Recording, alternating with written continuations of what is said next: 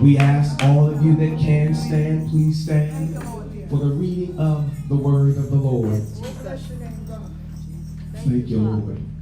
I am reminded, thank you, Lord, when Israel came back to Jerusalem after being in Babylon, for 70 years.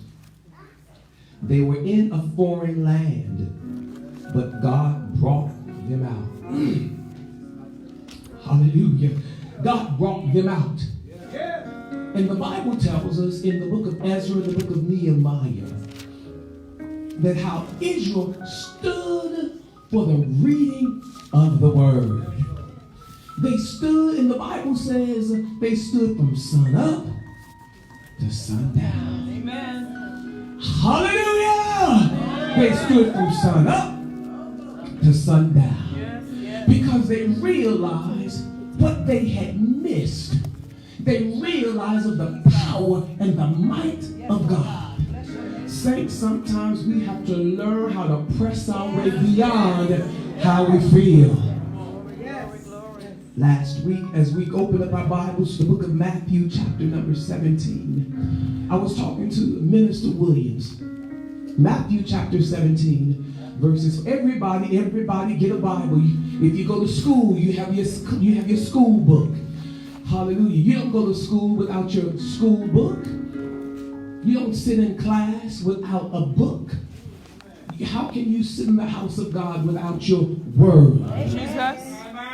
The book of Matthew, chapter number 17. We have plenty of Bibles, but I was talking to Minister Williams, and Minister Williams was in the hospital. After Minister Williams came out of the hospital, he had some other issues. He said, but Elder Smith, I need to be in the house of the Lord. I need to come to church. My foot is not doing well, but I'm going to do everything in my power to come to the house of God. Amen. But one thing that struck me to be interesting, he said that when I was in the world, when I was on that job, did not matter how I felt, I was on that job. But it's so sad when folks say they can't come to church, but if tomorrow morning, if it was raining or snowing, they would be on that job. So I'm just here to tell you, Minister Williams, when you said that, it encouraged me to say we make excuses after excuses. But when was the last time you said, I'm going to the house of the Lord? I might not be feeling that well, don't have money in my pocket, but I'm going to be in the service of the Lord. You take it for what it's worth. The book of Matthew, chapter number 17, verse 14 through 21. We thank the Lord for all of our Facebook friends. For those of you that are watching us on YouTube, you are at the right place at the right time. Amen. The book of Matthew, chapter. I just believe that God is going to do something great. Yes. He's already done something great. Hallelujah. Hallelujah. Oh yes. The book of Matthew, chapter 17, verse 14 through 21. These words are found.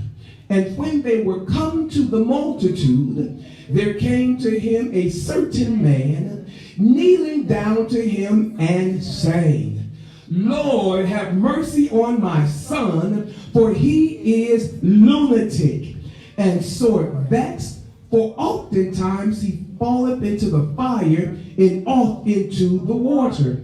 I brought him to thy disciples, and they could not, oh look at this, they could not cure him. Then Jesus answered and said, O faithless and perverse generation, how long shall I be with you? How long shall I suffer you? Bring him hither to me. And Jesus rebuked the devil and departed out of him, and the child was cured from that very hour. Then came the disciples to Jesus apart and said, Why could not we cast him out? And Jesus said unto the members of the Temple of Promise Church, and Jesus said unto them, Because of your unbelief. For verily I say unto you, if ye have faith as a grain of the mustard seed, ye shall say unto this mountain, Remove hence to yonder place, and it shall remove, and nothing shall be impossible unto you. Howbeit this kind goeth out but by prayer and fasting. I also want to go to the book of Matthew, book of John, chapter 7, verse 38, 37 and 38. It is recorded, in the last days, that great day of the feast, Jesus stood and cried, saying, if any man thirst, let him come unto me and drink. He that believeth on me, as the scripture hath said, out of his belly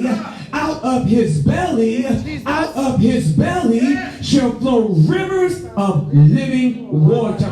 Clap your hands and give God some praise. Give God the best praise that you have. Hallelujah. Give God the best praise that you have. Hallelujah. I dare you to open up. Jesus, hallelujah. I dare you to shout hallelujah. I dare you to praise God. I dare you to magnify the Lord. If you're watching us on Facebook, shout hallelujah. If you're watching us on YouTube, give God some praise. Glorify his name. Open up your mouth and shout hallelujah.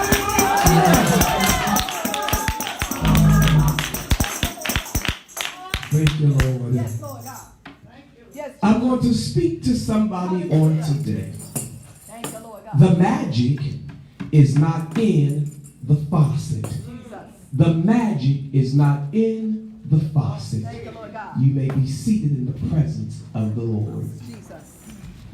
So often I find myself always reading, trying to come up with something to minister to the people. I try to come up with thoughts, ideas. I try to come up with something that is relevant, something that will take us from point A to point B. Yes, Jesus. I try to come up with something by the help of the Lord. Let me point that out. Amen. Let me emphasize that. I might come up with an idea, but God has to do the rest. Yes, Lord God. God has to do the rest. Well, the other day I was reading something and I came across this. And it is interesting because some of you, when as I thought of this, I began to think about, in particular, Brother Young. I begin to think about Brother Young because I'm sure he is aware of somebody by the name of Lawrence of Arabia. Some of you, Sister Sheila, she's a history buff. I'm sure you've heard of Lawrence of Arabia. Well, his name was Thomas Edward Lawrence. He was born in August of 1888. He was born in Wales. One thing you need to understand, that he was famous for his exploits in the British Army. He was a liaison of the Arabs. But don't you know, he developed a relationship with those in Arabia. Some of you may have seen the movie Lawrence of Arabia. It's a famous movie that came out. I see some heads shaking. So some of you may have seen the movie. I need you to pray with me. Don't go to sleep on me now. Amen. Thank you, Lord. So it's interesting that, again, he developed a relationship with those that were from Arabia. And so one day what happened was that for those that were in Arabia, they found themselves back in England with Lawrence. And when he was there, he was allowing them to tour England. So they had an opportunity to tour England. And in their touring, they ended up, and this is a true story, you can find it in his book that's known as The 7 Pillars of Wisdom. But as they were touring England, they found themselves in his hotel room where he had stayed. And he began to ask them, is there anything that you want while you are here in England?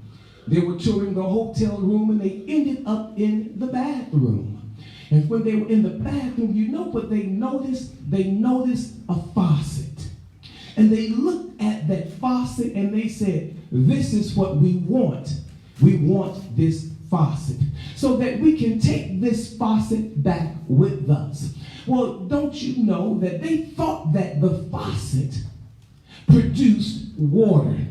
They thought that as long as they had that faucet, that they could have water when they were in the desert. See, they did not know that, hallelujah, behind the wall, there was some type of metal, some type of wiring that connected to the faucet. They did not know that there was a water main that was connected to the pipes that connected to the faucet. So they did not know any of that because they simply thought, as long as I have the faucet, while I'm in the midst of the desert, guess what? I can have water. But I'm here to tell somebody on today, just in case you were not aware of it, that the magic is not in the faucet. Because a water main can break. And once the water main breaks, guess what? There is no water. Guess what? The vessel might break and you need something to hold the water. But saints of the Most High God, on today, let me emphasize, let me tell you again, the magic is not in the faucet. I wish I had a prayer church on today. We're going to go a little higher. Hallelujah. So we need to understand that if the plumbing is in despair, if the hot water heater was not working, several weeks ago that our hot water heater wasn't working. We had a faucet, and guess what came out of that water, that faucet? Cold water. But we needed hot water, so we understand that the faucet is nothing but something to hold the water as it goes through. Pray with me, saints. So as I begin to look at this text on today, I begin to realize that in the book of Matthew, and something that's interesting, if in your spare time, if you read the book of, I think it is the book of John, chapter number 4, when Jesus begins to talk to the Samaritan woman, the woman at the well, you notice that when Jesus was talking to her, he began to tell her about a water from a well that what? Never runs dry. He began to tell her about the water that has a significant power, the water that he produced. It was not about the well where the water was. It was about the specific type of water that Jesus was producing. It's not the time to go to sleep on me. Don't go to sleep on me. Hallelujah. So he began to tell this woman about this well and this water. But then we find that as we look in the book of Matthew, Jesus begins to talk to his disciples. He began to talk to his disciples, but before that, Jesus finds himself in front of a lunatic. There was this boy that was possessed by a devil, and the devil had such a strong hold on this boy that the boy oftentimes threw himself into the fire. Every time this boy was always throwing himself into the fire, and the father was in despair. The parents were in despair because of their child. And can you imagine that you have a child, you have a son or a daughter that is dealing with some form of mental illness, or that your son or your daughter is possessed by the enemy, and then you go to doctor after doctor, and the doctor says there's nothing that we can do. You go to the church and you believe that the man or woman of God can bring your son or your daughter out of the possession that they are in.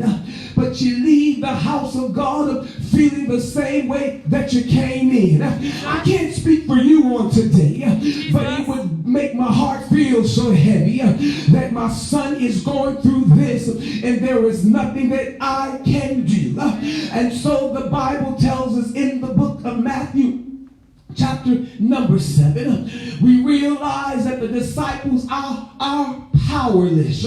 They have nothing down on the inside of them that can help them cast this devil out. You need to understand that they were church-going folk. Yes, they were. They were always walking and talking with the Lord. They were always always by his side. But when the rubber met the road, they were lacking something. Some of you are always in the house of God. Every Sunday morning you are faithful Sunday school students. You are faithful in the worship service. Yes, you are. You are faithful Bible class scholars. Yes, you are. But again, when the rubber meets the road, when somebody in your life is going through some HE double hockey sticks, but you don't possess any power, shame on you. How in the world do you come to church every Sunday morning and there's no power down on the inside? How in the world do you come to church and you're the very ones who are lifting up holy hands? You're the one that's doing somersaults in the house of God, but you don't possess any power. Shame on you. How in the world you come to church every Sunday morning, and the moment that the preacher stands up, you find yourself going to sleep? Well, I'm here to tell you, this is not a hotel. This is a house of the Most High God. This is a time that you need to lift up holy hands and give God some praise. This is a time that you need to reverence God and magnify his name. If God's been good to you, you ought to open up your mouth and shout hallelujah.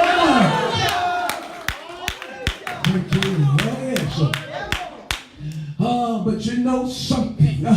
We have made the house of God a place nothing but a social gathering.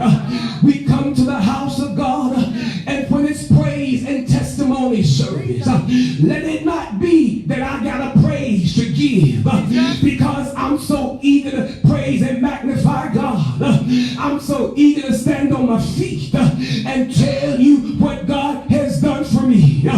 But the most important part of the service is the word of God. But when the word of God comes forward, I find myself powerless. I find myself in a spiritual coma. But on today, saints, we gonna knock that devil out. We gonna bind that old devil. Somebody give God some praise. Shout hallelujah. I look at the word of God, and Jesus, this young man, the Bible tells us that he is in a bad place. And the man says that, Jesus, I met your disciples. I met your folk that stayed with you. I met the folk that were with you when you were healing the sick. I met the folk with you when you were performing miracles. And now, right now, I came to them because my son is in a bad state. My son is throwing himself in the fire. But now, right now, I need some folk that got some power. I need some folk who got something down on the inside. I need some folk that possess something. I wish I had some folk in the house today that got some power. I wish I had some folk in the house today got something down on the inside. But the Bible says, and the man says, and I brought him to thy disciples, and they could not cure him. Well, you've been walking with me for these years, and you are lacking. You come to church every Sunday, but you are lacking something. You sit in the choir stand and you sing songs of Zion, but you are lacking something. I see you standing on your feet, giving God praise, but you are lacking something. You jump and shout, but you are lacking something. Jesus said, Jesus answered and said, oh, faithless and perverse generation. He's talking to his disciples. He's not talking to somebody on the outside. He's talking to folk that are with him every day. He says, oh, faithless faithless and perverse generation. How long shall I be with you? How long shall I suffer you? Jesus said, since I got my work clothes on, bring him over here to me. Since I'm ready to work. You see, I went to bed ready to work. I got up this morning, lady boy, ready to work. I went to afternoon tea, but I was ready to work. Say to the Most High God, if you got something down on the inside, every opportunity you get, you should be out there witnessing for souls. You should be out there compelling men to be saved. I wish I had somebody that's going to church with me on today. I came to have church on today. I came to hear from heaven on today. I wish you felt it like I feel it. So Jesus said, bring him to me. You know something? There's something about the name of Jesus. There's something about being in the presence of God. How in the world can you be in the presence of God and be the same type of individual? See, you can be in the building, but that does not mean that you're in the presence. You can be sitting on the pew, but that does not mean that you're in his presence. Because the songwriter says, in his presence, there's fullness of joy. In his presence, something down on the inside, something makes you want to lift up your hands. When you're in his presence, something makes you want to leap for joy. When you're in his presence, when everybody around you, nobody wants to open up their mouths.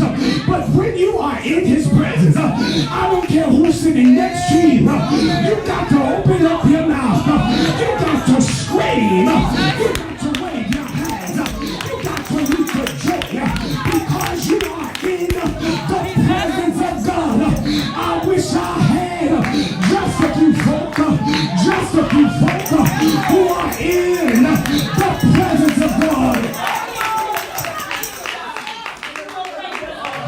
So Jesus said, how long can I deal with you? But then they began to ask. They said, well, Lord, why couldn't we cast out the demon? Jesus said, it's not removed because you're lacking something. You're lacking the fasting and the prayer. But you know something, Jesus, when he was saying this, it had a deeper meaning. Because there was something they were lacking on the inside.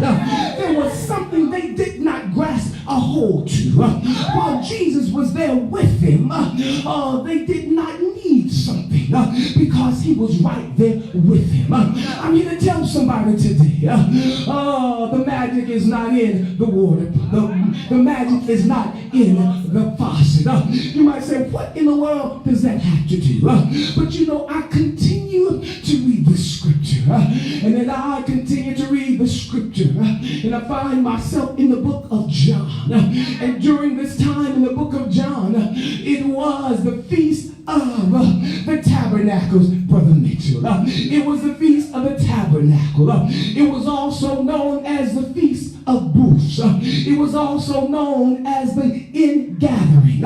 And this was a time of celebration. This was one of the three major feasts that the Jews celebrated. You know, I began to look at something, and I realized one of the first feasts was known as the Feast of the Passover. And the Feast of the Passover, again, was a celebration.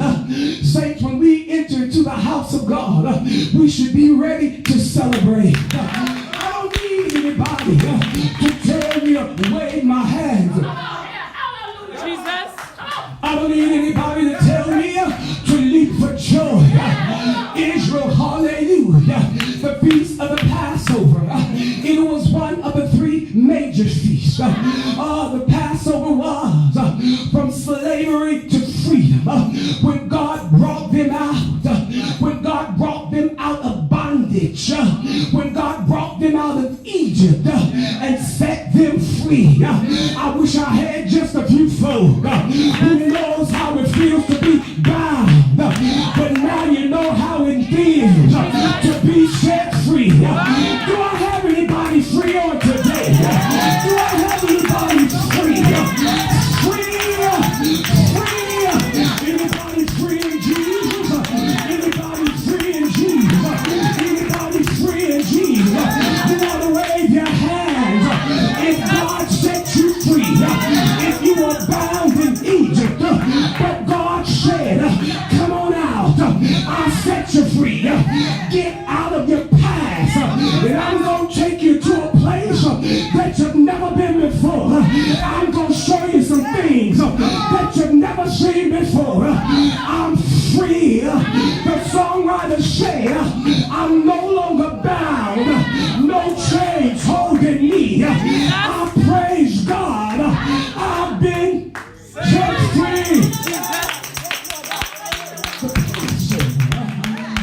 They did this every year, and it reminded them of how God set them free. Saints, you need to be reminded of what God did for you. But now we are so sanctified. We are so dignified. We don't want to open up our mouths when we got praise leaders. We got to worship leaders to lead the service. But if God set you free, you don't need no praise team. You don't need no worship leader. You ought to praise God simply because He's God.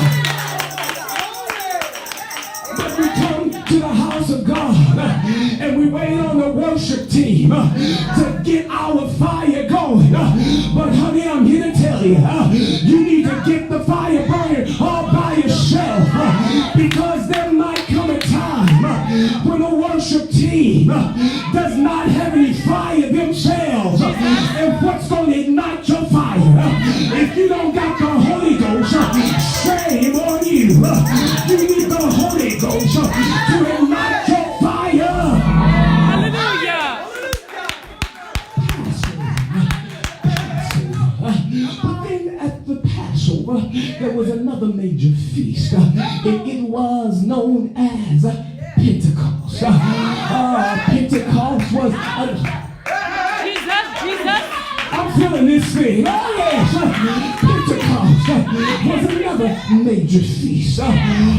Pentecost. It occurred the 50th day after the Passover. It occurred once a year. And it was again a celebration to remind Israel of what God had done for them. You know something, saints, little on me. Every October, I am reminded of where I was.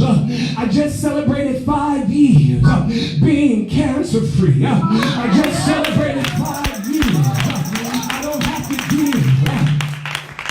I just celebrated 5 years. When I laid down in the kitchen dead, and saints of the Most High God, I'm always thanking God. But I don't have to wait every 5 years. I don't have to wait every October. But every time I wake up in the morning, I bless the Lord all the time, because He allowed me to see another day. A day that the devil tried to steal from me. But that's why, Sister Shira, I praise Him. I magnify Him. I glorify Him. I exalt the Lord. The devil said, I'm going to steal your life. The devil said, it's over for you. But again, you heard me say, there's something about the name of Jesus. I lay dead on the kitchen floor. I could not call Jesus, but I thank God for a praying wife. I thank God for somebody that knows there's power in the name of Jesus. Something about Jesus. Something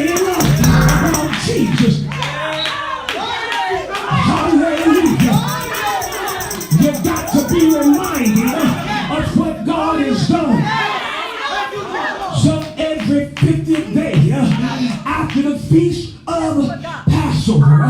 They celebrated. Did you hear what I said? They celebrated. Did you hear what I said over here? They celebrated. Did you hear what I said in the back? They celebrated. Did you hear what I said over here? They celebrated. When you celebrate, you don't mind opening up your mouth. When you celebrate, you don't mind beating the tambourine. When you celebrate, you don't mind doing the dance. Jesus. Hallelujah. When was the last time you went to a birthday party? Let's think about this. When you went to a birthday party in the world and they turned on Michael Jackson, they might have turned on some Luther Vandross, and you get your partner on the dance floor, you begin to dance, and they turn on Michael Jackson, and immediately you hear the song, you begin to snap your fingers, you begin to move like this, because you know it's time to celebrate. You know it's time to dance. Well, say to the Most High God, when was the last time you came to the house of God and you came ready to celebrate? Because He woke you up this morning. You ought to celebrate. He started you on your way. You ought to celebrate. He spared your life. You ought to celebrate. He spared your son's life. You ought to celebrate. He spared your daughter's life. You ought to celebrate your grandchildren, your mama, your daddy, your niece, your nephew, your husband, your wife. You ought to celebrate. Let's celebrate.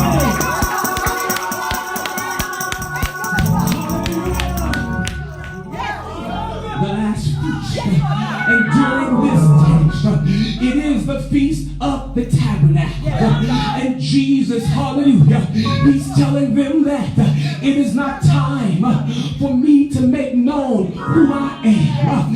It is not the time yet. And so Jesus begins to deal with them during the feast of the Passover, during the feast, of the tabernacle. But during this time, this feast, it was also known as the feast of celebration. Did you not know, saints, that all the feasts of the seven feasts, this was the third of the major feasts.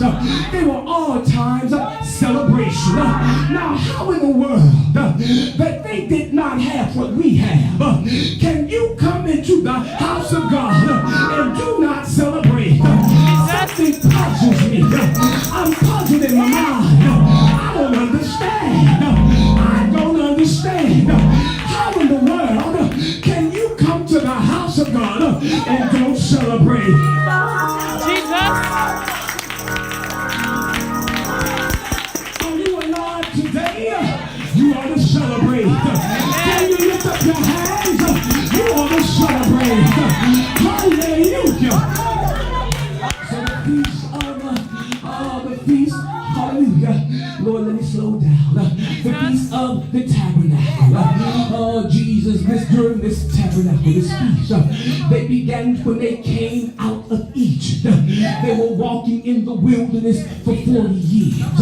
While they were in the wilderness for 40 years, they were told by God Himself, I need you to build these booths, and I need you to build these booths because these booths will shield the climate. So whether it's raining or whether the sun is hot, this is a place for you to dwell. But you need to understand this also is a reminder of what I've done for you. Three major feasts that we've discussed thus far, and they were all celebrations, and they were all to remind Israel of what God has done for them. Saints, you need to be reminded every now and then of what God has done for you. Every now and then you need to be reminded it's nobody but God. It's not your mama, it's not your dad, it's not your job, it's nobody but God. God says, I'm here to let you know that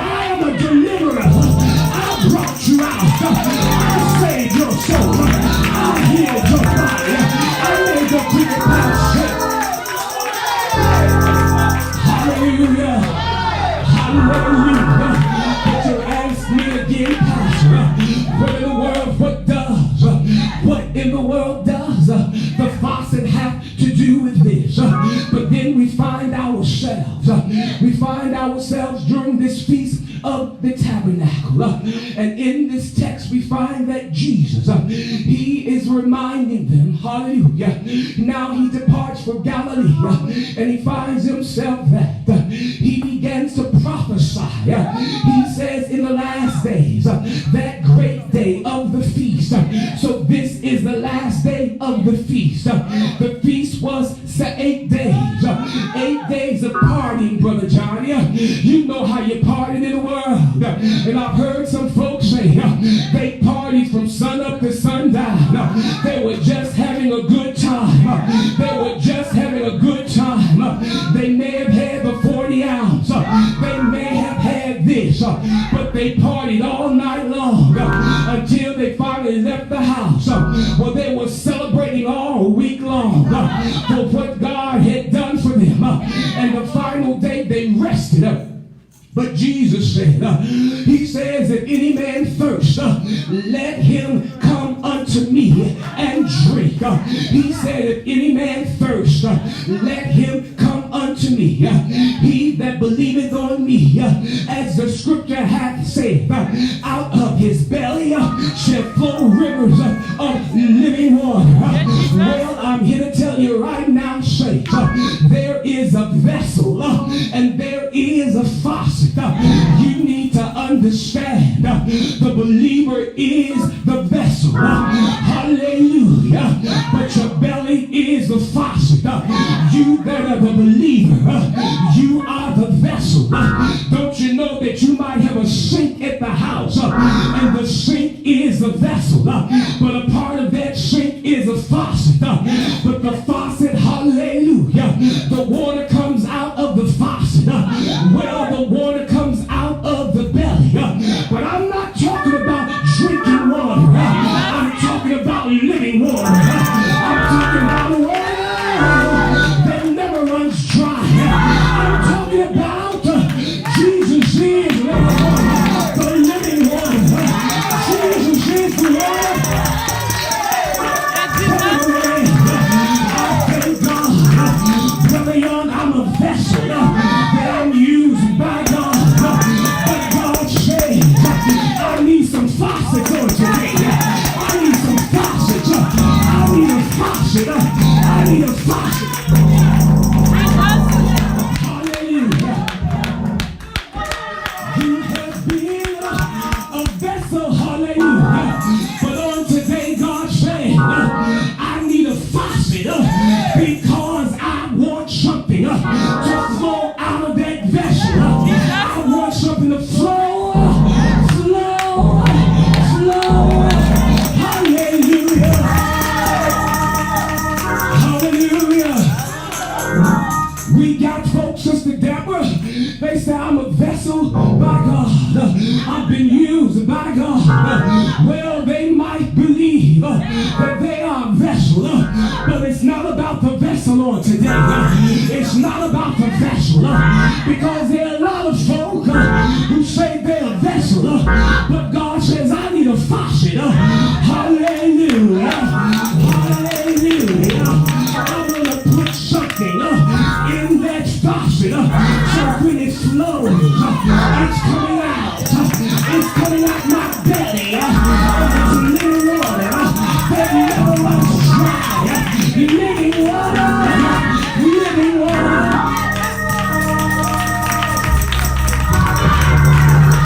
Hallelujah. Help us, Holy Ghost. But you know something says, well, you might ask me, what is the living water? What is the water that never runs dry? What is the water that can get down on the inside? What is the water that can get in my soul? What is the water that makes me walk right? What is the water that makes me talk right? What is the water that makes me love my enemies? What is the water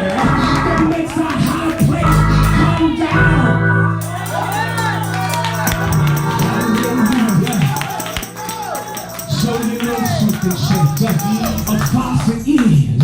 A faucet is a device by which a flow of liquid comes out.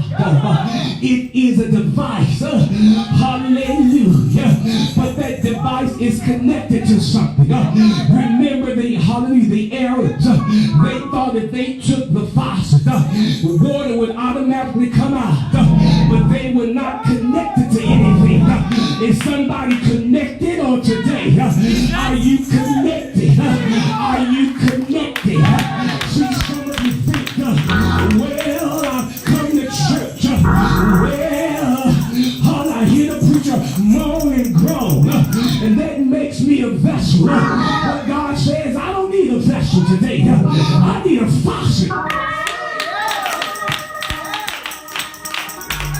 Hallelujah.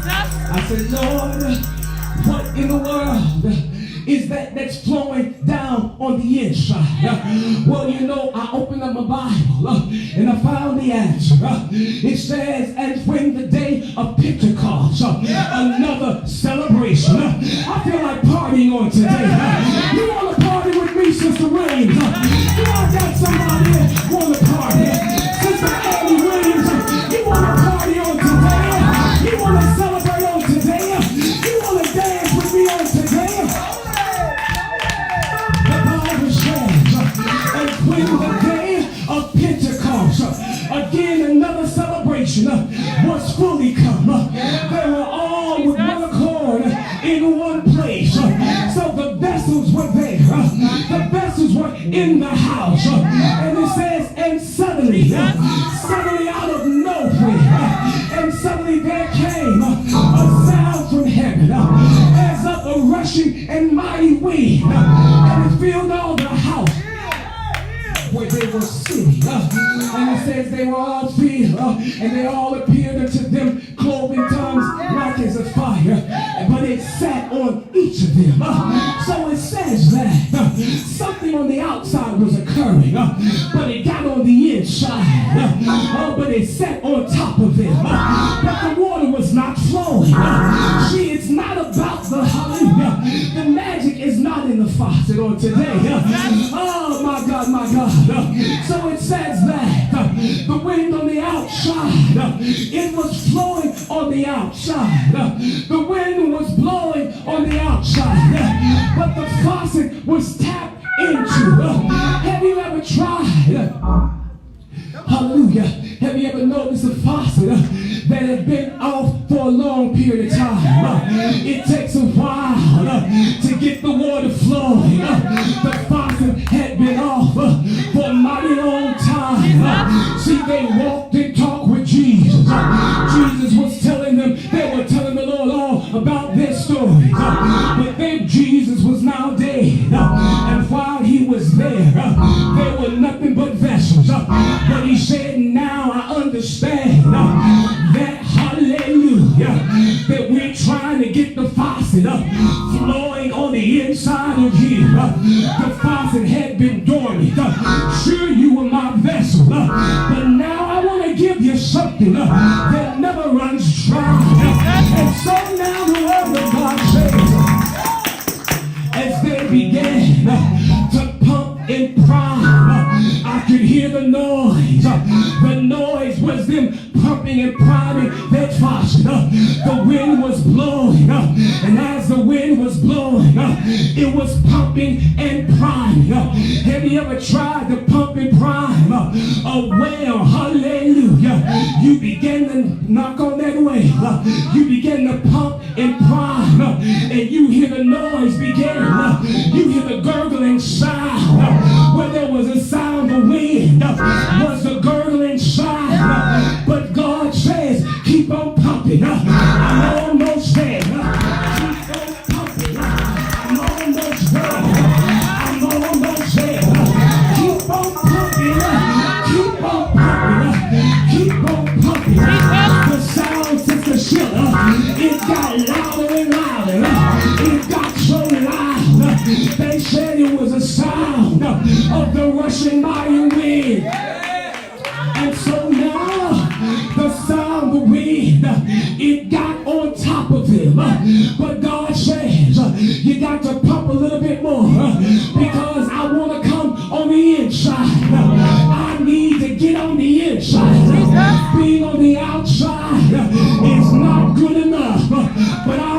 be down on the inside of you. But then the first verse says, and they were all filled with the Holy Ghost. Jesus. And began to speak with other tongues as the Spirit gave them utterance. Help us, Holy Ghost. And it says now they were filled. So that means the connection is tied to the Lord. That connection, that plumbing is tied to the Lord. And so as the Lord began to pump the sound, hallelujah, it was on the outside, but the sound got on the inside. It got in my tongue. It began to flow. Rivers of living water. It began to flow from my belly and out of my mouth. The Lord said, you are now a faucet, and the water is flowing in your heart. Saints of the Most High God, the magic is not in the faucet, but it's the Lord using you. I wish I had. Jesus. I wish I had somebody that does not mind giving God the praise. I wish I had somebody that does not mind giving God the praise. Hallelujah. Hallelujah. The magic is not in the faucet. Hallelujah. It's not just a natural faucet. But you know something on today. That faucet represents your belly. And God says, I want to get inside. I want to get inside. I hear the noise. But you don't want to keep on pumping. You want to stop right now. But God says, if you allow me, I'll enter in. I'll enter in. Hallelujah. And there will be an outpouring of the Holy Ghost. But say to the Most High God, you need to understand that God is in the house right now. God is want to take you to another level, take you to a place that you've never been before. He wants to take you higher.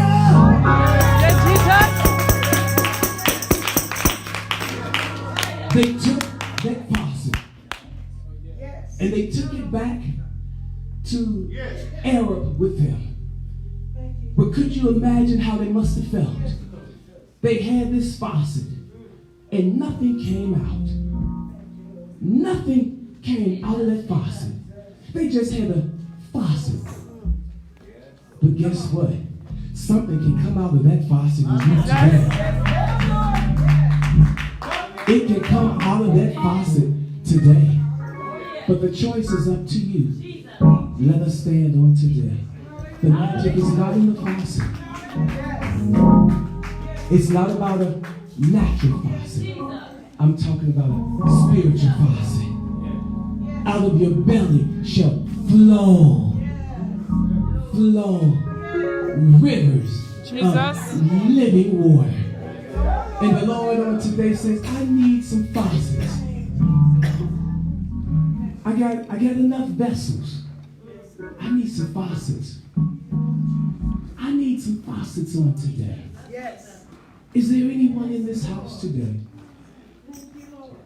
tired of being just a vessel, but wants to be a faucet so the living water can flow? Jesus. Do I have somebody in this house today that's willing to allow that faucet, which is the Holy Ghost, to flow down on the inside? Jesus says, out of your belly shall flow rivers of living water. Does anybody want that living water on today? You've been in this building for so long. You've been coming to church every Sunday, but you are lacking something. You need the Holy Ghost. You need the living water